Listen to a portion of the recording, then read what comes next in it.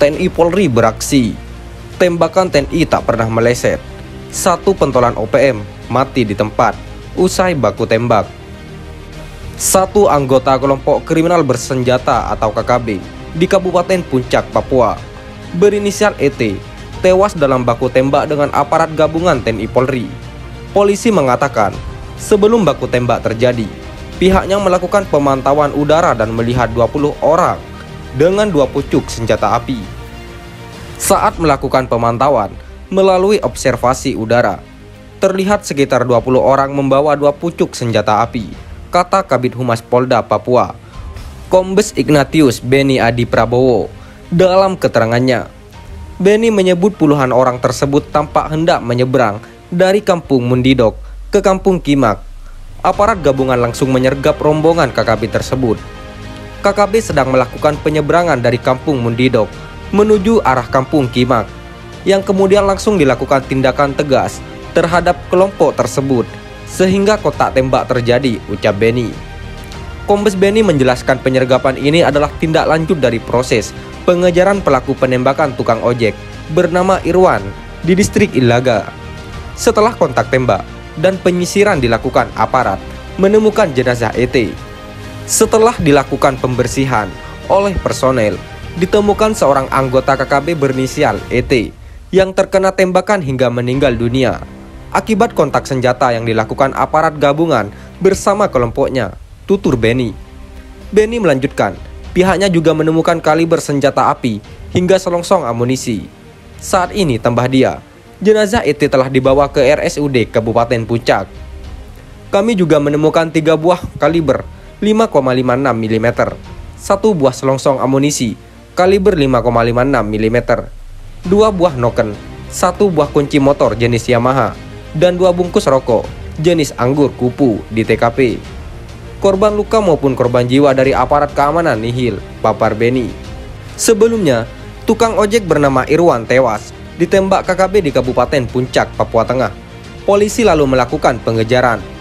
Penembakan terhadap tukang ojek tersebut terjadi di pertigaan Jalan Kimak, distrik Ilaga, pada Rabu, sekitar pukul 09.20 WIT. Seorang saksi melihat tukang ojek itu mengantarkan pelaku ke pertigaan Jalan Kimak atau batas jalan aspal. Irwan ditembak saat sedang menunggu pelaku membayar jasa ojeknya. Tiba-tiba pelaku langsung mengeluarkan senjata api laras pendek jenis FN berwarna hitam dan menembak korban dari arah belakang korban sebanyak 1 kali, terang Kombes Beni sebelumnya. Dia mengatakan, saksi yang melihat kejadian tersebut langsung melarikan diri ke dalam rumah Kepala Dinas Sosial Kabupaten Puncak untuk mengamankan diri. Diduga ada 2 orang yang terlibat dalam penembakan maut tersebut. Penembakan tersebut dilakukan oleh 2 orang, 1 pelaku yang menembak korban dan satunya yang membantu pelaku pertama untuk menembak korban, ungkapnya. Beni juga menyampaikan korban dibawa anggota Satgas TNI Polri menuju Puskesmas Ilaga untuk dirawat, namun nyawa korban tak tertolong. Jenazah akan diberangkatkan besok ke kampung halamannya di Jenae, Kabupaten Sopeng, Provinsi Sulawesi Selatan untuk dimakamkan, ungkapnya.